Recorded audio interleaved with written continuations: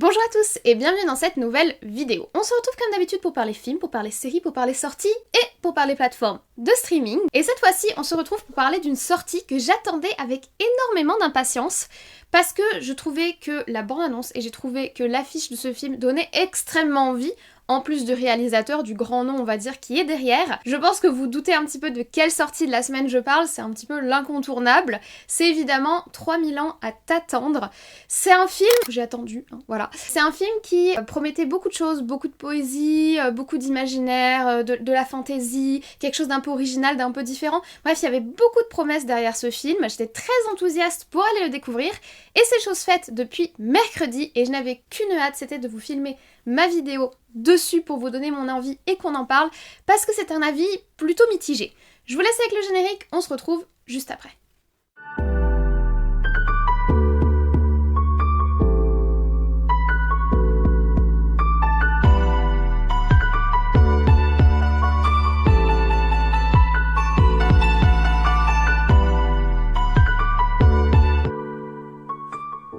Avant que l'on rentre dans le vif du sujet, j'ai le plaisir de vous annoncer que cette vidéo est en partenariat avec la marque Who We Are. La marque Who We Are, donc c'est qui nous sommes en anglais, est une marque française de bijoux qui m'a contactée pour qu'on travaille ensemble. C'est une marque de bijoux du quotidien, c'est-à-dire de bijoux qui sont faits pour durer. Donc c'est des bijoux qui vont pas s'abîmer, vous savez, avec la transpiration, etc. Moi je déteste ça. C'est également une marque française garantie par un certificat qui s'appelle RJC. C'est un certificat qui garantit en fait la provenance des matières premières, les conditions de travail dans lesquelles elles ont été extraites, etc. Et la marque propose également pour chaque commande de reverser 50 centimes à une association du choix de la personne qui achète, donc du consommateur. Vous avez le choix entre diverses associations. Moi, celle qui m'a particulièrement marquée, c'est la SPA parce que c'est une association qui personnellement me tient à cœur, mais il y a aussi la Ligue contre le cancer. Je trouve la démarche très intéressante de la part de la marque et je suis ravie de travailler avec eux. Les produits, je les porte ici, donc c'est ce petit collier et cette paire de boucles d'oreilles. Ça fait quelques jours que je les ai reçus, un peu plus d'une semaine. Je les ai portés au quotidien pour être sûre des produits dont je vous parle et j'en suis vraiment contente. Enfin, ils correspondent vraiment à ce que j'aime porter, ils sont sobres, ils sont classe, on peut les porter au travail. C'est exactement le genre de produit que j'apprécie, je suis donc totalement ravie qu'ils m'aient contactée.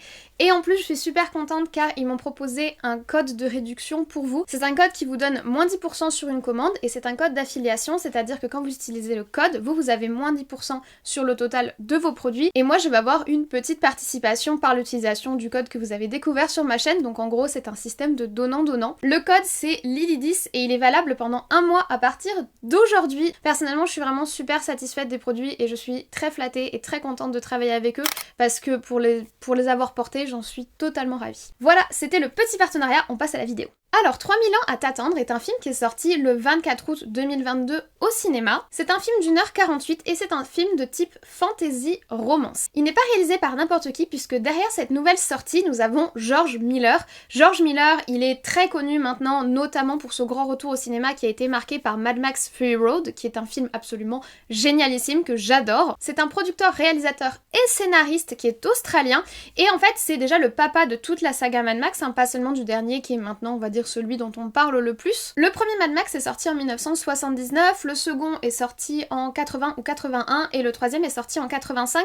C'est toute une mythologie de Mad Max, c'était vraiment révolutionnaire dans l'univers de la post-apo, c'est un film qui a marqué et c'est un film qui a également permis le retour de George Miller quelques années plus tard avec Mad Max Fury Road qui est donc le 4e opus. Entre temps, il a fait d'autres films. En 84, il avait été invité par Spielberg pour travailler sur le fameux film Twilight Zone qui est une sorte d'anthologie avec différentes parties dedans. Twilight Zone, donc la 4e dimension, c'est une espèce de grande saga qui a beaucoup marqué le cinéma, il y a une série etc. dessus, donc c'est quand même un projet très important. En 2006, il a réalisé un film d'animation qui s'appelle Happy Feet avec des pingouins qui chantent, une sorte de comédie musicale des pingouins.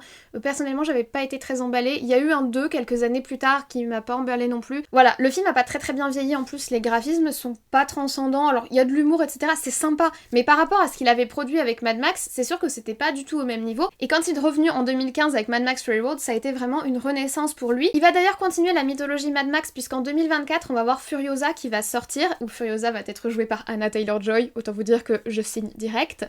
Et encore après, on a un projet d'un Mad Max 6 également, donc c'est une mythologie cinématographique qui est faite pour durer, mais cette année il nous revient avec un film complètement différent qui est ce fameux 3000 ans à t'attendre. Au casting de ce film, on retrouve deux figures majeures. Tout d'abord, Idris Elba. Idris Elba, c'est un acteur qui a une aura et une fanbase assez importante. Moi personnellement, j'aime bien ce qu'il fait, mais sans plus, je surveille pas particulièrement sa filmographie en particulier, on va dire. Il est d'ailleurs actuellement à l'affiche de deux films qui sont sortis le même jour, puisqu'il est à l'affiche de 3000 ans à t'attendre et est également à l'affiche de Beast, que je n'ai pas encore vu pour le coup. L'année dernière, on l'a vu dans le film d'ici The Suicide Squad, donc Suicide Squad 2 en fonction de comment vous l'appelez. Et il a fait d'autres films. En 2017, il était avec Kate Winslet et il a fait le film La Montagne entre nous, que j'avais bien aimé, je l'avais trouvé touchant, intéressant, un petit peu, on va dire, catastrophe naturelle, tout ça, j'avais trouvé sympa. Et en 2012, il était également à l'affiche de Prometheus. Il a même également joué Mandela en 2013 ou 2014 je crois, donc c'est un bon acteur qui joue très bien, il fait des projets qui sont intéressants, mais moi c'est pas une filmographie que je suis en particulier. Et il partage l'affiche avec Tilda Swinton, qui est une actrice vraiment originale de sa génération. Elle est vraiment, c'est une perle rare, c'est quelqu'un de différent je trouve dans le profil de Hollywood et dans les profils des actrices hollywoodiennes.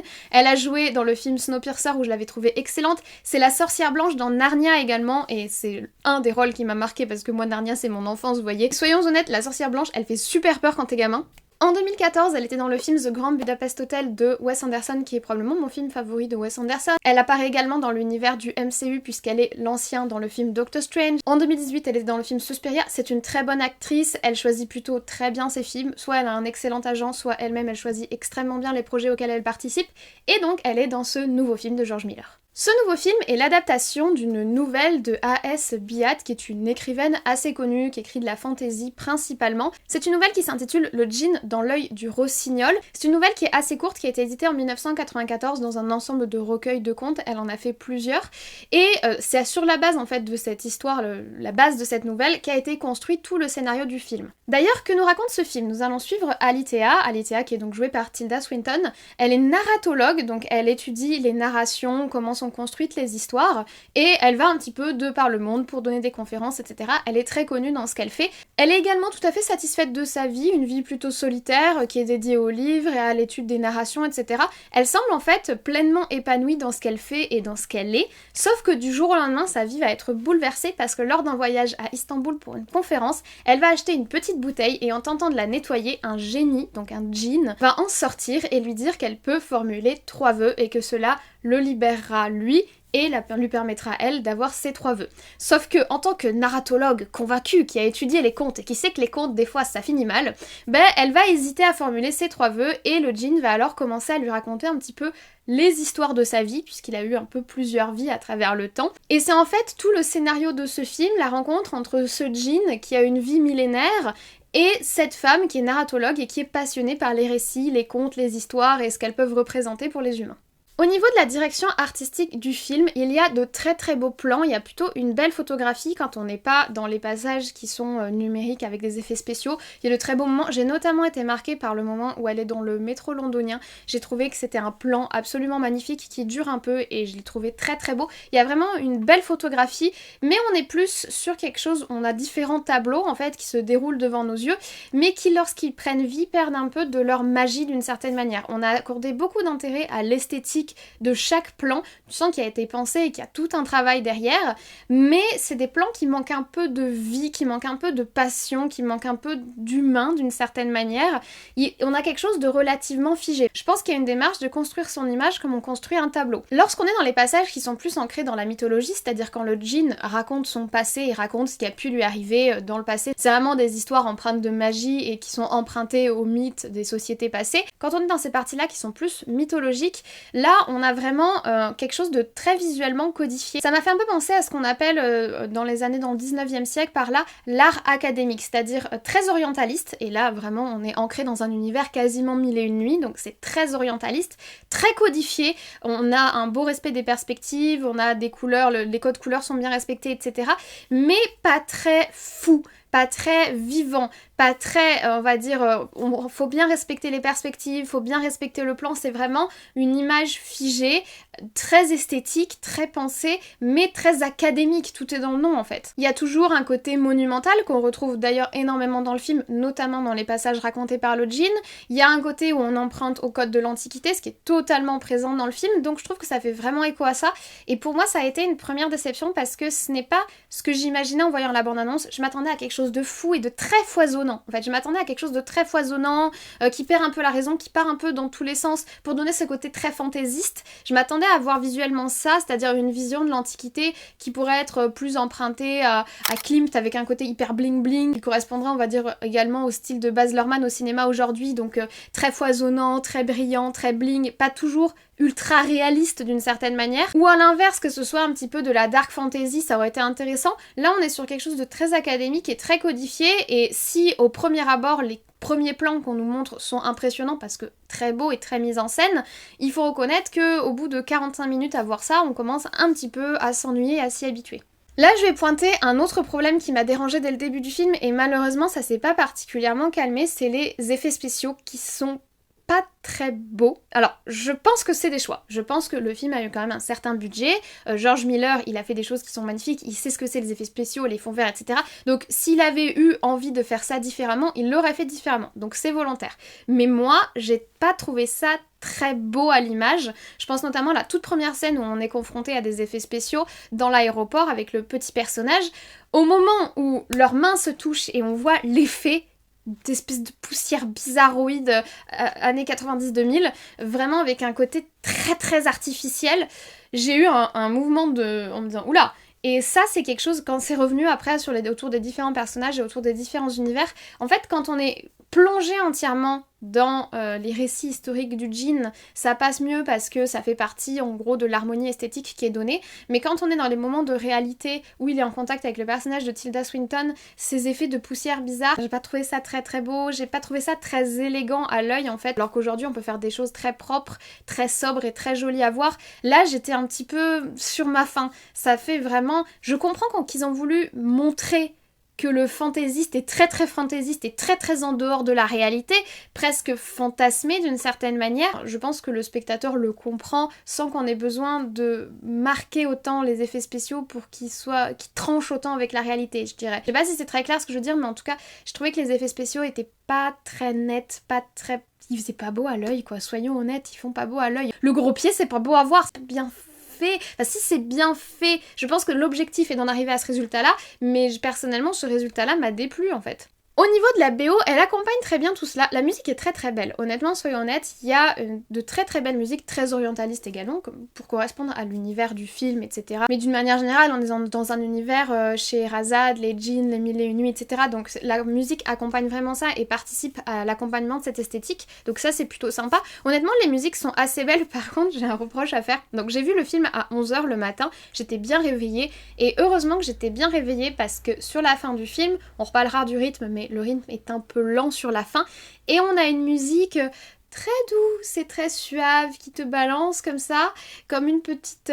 c'est pas une comptine, il n'y a pas de paroles si vous voulez, mais il y a un rythme qui est assez lent et assez gentil, et bon an mal an, petit à petit j'ai commencé à être complètement ensuquée. Je sais pas si c'est un choix, c'est assez intéressant de vouloir ensuquer et bercer son spectateur, peut-être pour donner cet aspect rêve également, mais en tout cas je suis sortie du film et j'étais pas la seule puisque j'y suis allée avec une amie, on a eu le même sentiment, on est sorti du film, on aurait dit qu'on allait bientôt faire une sieste quoi. On était en phase d'endormissement, en phase gentiment de...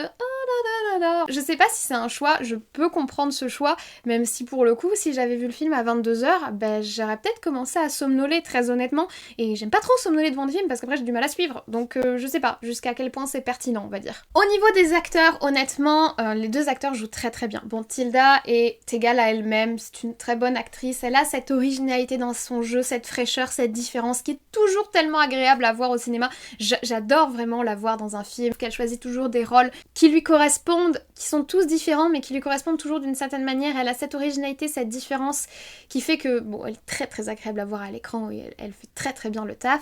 Idriss Elba, j'étais moins convaincue, comme je vous l'ai dit, c'est pas forcément un acteur que je suis. Là, il joue franchement très bien, je trouve, il fait passer beaucoup d'émotions, il y a beaucoup de subtilité, c'est sa voix qui compte l'histoire et c'est très agréable également. Et en fait, le souci que j'ai eu dans le film vient pas du tout du jeu d'acteur ou du travail qui est fait de leur part dans les scènes. Les scènes sont très honnêtes, on a vraiment tout tout ce qu'on veut de la part d'un acteur. Une belle alchimie entre les deux personnages, ils se répondent bien, les échanges sont intéressants, les regards, la gestuelle, vraiment tout y est. Le problème vient pas du tout de là et je trouve qu'ils donnent tous les deux une très belle performance en tant qu'acteurs. Le problème du film, pour moi, vient plus de son côté extrêmement métaphysique ou extrêmement méta, comme on dit quand on parle de cinéma.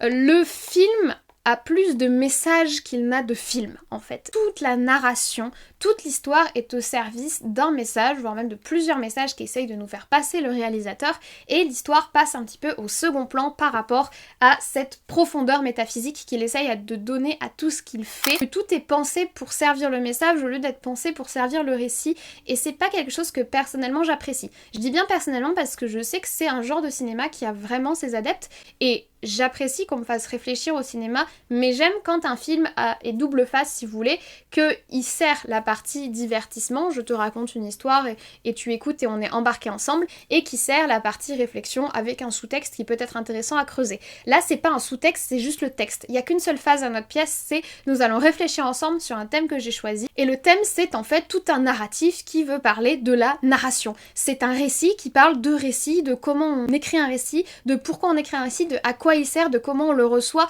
de comment le narrateur l'utilise. C'est vraiment le récit qui parle du récit. Il y a vraiment un aspect extrêmement métaphysique, Inception du récit. Sauf que le film Inception, pour le coup, lui, il a deux phases. Tu peux le regarder juste pour le film ou tu peux également regarder le sous-texte. Mais voilà, je pense que vous voyez ce que je veux dire. En fait, pour un récit qui parle de récit, ce que j'ai trouvé intéressant, c'est qu'il en oublie que le récit est avant tout un divertissement, une métaphore, une mise en forme qu'on utilise pour faire passer le message. Je trouve qu'il y a une forme d'ironie là-dedans. Alors évidemment, il y a quand même une histoire, il n'y a pas juste pas d'histoire et c'est quelqu'un qui nous fait une conf, c'est pas le sujet. Si on utilise le récit, si on utilise les métaphores, si on utilise les mythes depuis des millénaires, c'est pour faire passer en sous-texte des morales, des messages, des réflexions. Mais on les enrobe dans un joli papier, histoire que ce soit plus accessible et plus préhensible pour l'esprit.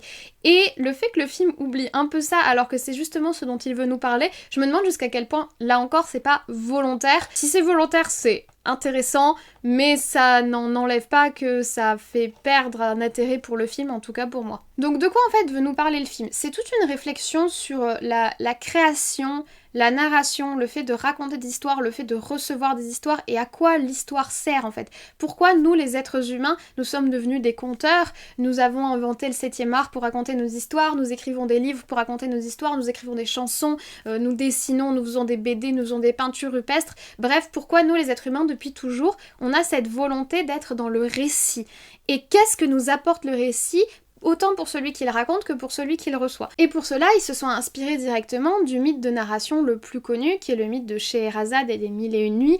C'est Scheherazade, c'est une jeune femme qui fait partie du harem d'un sultan. Le sultan lui a brisé le cœur, il a été trahi par la femme qu'il aimait, et donc il ne veut plus s'attacher, donc chaque nuit il fait monter une femme différente dans sa chambre, et ensuite il la fait exécuter parce que il veut pas s'attacher, il veut pas revivre la souffrance qu'il a eue, et Scheherazade, le moyen qu'elle trouve pour ne pas être exécutée, c'est d'être captivante par ses mots, par les histoires qu'elle raconte, et cela va durer 1001 nuits, c'est-à-dire que au lieu de ne survivre qu'une seule nuit, elle va en survivre 1001, parce que ces récits arrivent à atteindre le sultan et font qu'il veut une autre histoire, une autre nuit avec elle, et que petit à petit ils vont développer une histoire, etc. Donc c'est intéressant d'avoir choisi le format que va être le format de Scheherazade et des 1001 nuits pour raconter une histoire qui parle de récit et de à quoi sert le récit, sachant qu'elle, le récit lui a sauvé la vie, le récit l'a conduite vers l'amour, le récit a également sauvé le cœur du sultan dans l'histoire de Scheherazade en fait. C'est tout le message du film, de nous montrer ce que c'est qu'un récit, quelle est sa portée, à quoi il sert, en quoi il est une illusion et à la fois il est un outil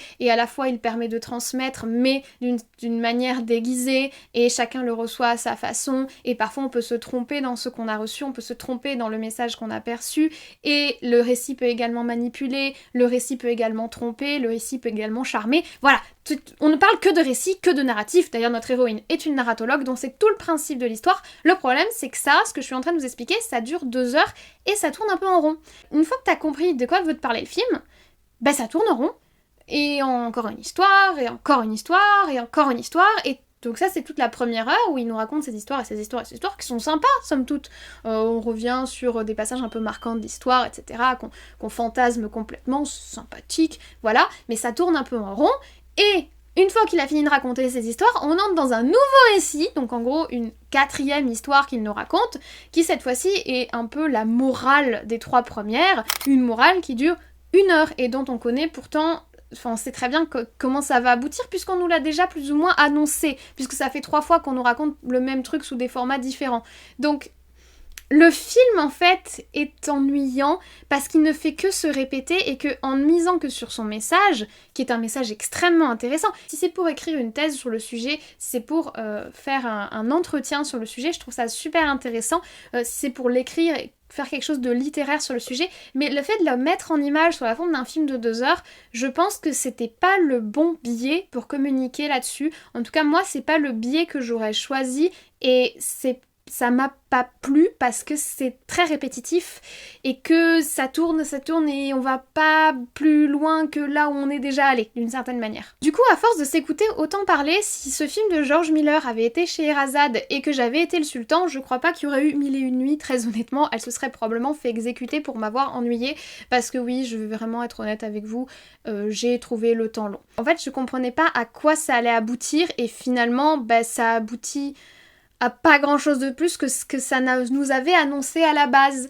Donc tu te dis qu'à un moment il va y avoir un retournement de situation, tu te dis qu'on nous parle de récit, on nous parle d'imaginaire, on nous parle d'inventivité, donc à un moment ça va exploser, que ça va t'impressionner, que ça va être épique, que ça va être échevelé, qu'on va rentrer, et non, on est toujours dans la narration. J'ai pas aimé comment ils nous ont présenté leur truc, je suis restée un peu en dehors en fait, et j'attendais qu'on aboutisse à ce à quoi ils voulaient aboutir, et ça n'aboutissait jamais. C'est vraiment ce que je vous dis, je trouve que le film tourne en rond et se regarde un peu le nombril en fait, et ça m'a agacée.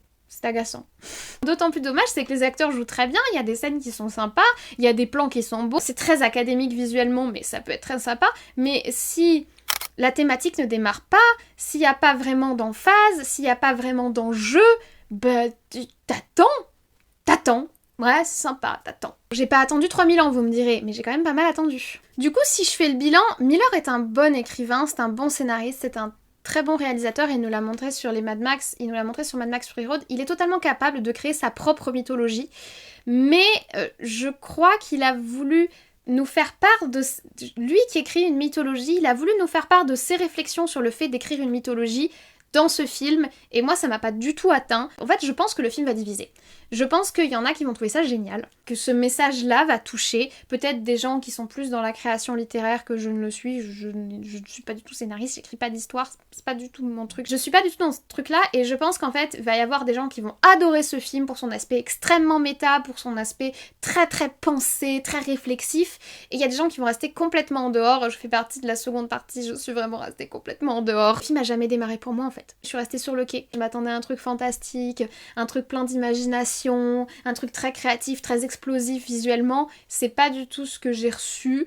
Ça veut dire que j'avais des attentes, mais bon, d'un autre côté, je peux pas tout le temps aller au cinéma en ayant zéro attente, surtout avec une bande-annonce aussi explosive et énergique que celle qu'ils nous ont fournie. Donc je pense que le film va vraiment diviser, et personnellement, le film m'a pas particulièrement intéressée. Comme je vous dis, il tourne beaucoup en rond, il se regarde beaucoup le nombril, il est très très dans la réflexion. J'ai eu droit à une très belle réflexion sur la narratologie, qui est somme toute intéressante, mais je n'ai pas vraiment eu un très très beau film. Je n'ai pas vécu une aventure, vécu avec ces personnages. Je me suis pas attachée à eux d'ailleurs, même s'ils jouent très bien, parce qu'il n'y a pas d'accroche pour s'attacher à eux, je trouve, dans le récit. J'ai surtout assisté à quelqu'un en train de réfléchir et en train de me faire part de ses réflexions. D'accord, monsieur Miller, je ne suis pas le public de ce genre de film, donc si jamais vous pensez l'être, allez-y, foncez, parce que je pense que ça va énormément vous plaire. Maintenant, si c'est pas ce genre de film-là, très message, très métaphysique, très dans le fond plus que dans la forme, peut-être que ce n'est pas un film pour vous, mais évidemment, il vaut toujours mieux se faire son propre avis. Voilà, je vous remercie d'avoir écouté cette vidéo en entier sur le film 3000 ans à t'attendre. Comme vous l'avez compris, pour moi, c'est une déception. J'attendais d'avoir un film, je n'ai pas eu le film que j'attendais, j'ai eu complètement autre chose. En soi, ça m'a fait réfléchir sur des sujets, et c'est toujours intéressant de réfléchir sur des sujets qui sont inattendus et sur lesquels on ne se serait pas particulièrement penché. Et je me répète, je pense vraiment que ce film va diviser. adorer et que ce film va créer des dissensions. Il va y avoir des gens qui vont adorer, il va y avoir des gens qui vont détester. Mais comme je le dis toujours, chacun a ses goûts, faites-vous votre propre avis. Là, c'était le mien et uniquement le mien. Surtout, n'hésitez pas à laisser en commentaire votre avis sur le film, si vous l'avez aimé, si vous intrigue, si vous ne savez pas si vous allez aller le voir, laissez un petit message juste en dessous. Si vous avez aimé cette vidéo, n'hésitez pas à mettre un petit like, comme vous le savez, ça fait toujours très plaisir. Si vous n'êtes pas encore abonné, n'hésitez pas à vous abonner, c'est gratuit, et à activer la cloche pour être prévenu des sorties de vidéos et des sorties de posts communautaires. Je remercie une nouvelle fois la marque Who We Are d'être la partenaire de cette vidéo. Je ne vous embête pas plus, je vous souhaite dès à présent une très bonne journée, une très bonne semaine, de très bon visionnage, et nous on se dit comme toujours, à très vite.